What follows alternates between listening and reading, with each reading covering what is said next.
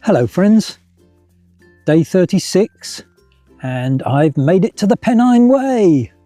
I've been looking forward to this section for ages and yes, Penine Way is where I am.